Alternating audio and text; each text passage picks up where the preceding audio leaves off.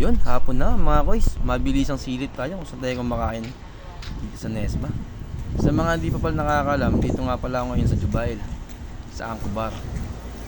Ito, kabuuan ng aming mesol dito sa Camp 2. Yan. Ayun din ang mga ibang lahi. Makakasabay din namin kumain yan mga koys. Iba't ibang lahi dito.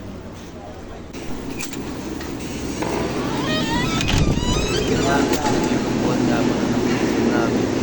Papansin nyo, hindi lang kami kasi halos dati. Manang gaya sa Camp. Yun mga yung mga nagsisid sa atin. Doon tayo pumipila ng ating mga nakakain. Siyempre samahan natin mabilis ang kape mga kumisip. Pag-aana yan. Para medyo magising-gising naman tayo. Kopi. Gusto kayo na.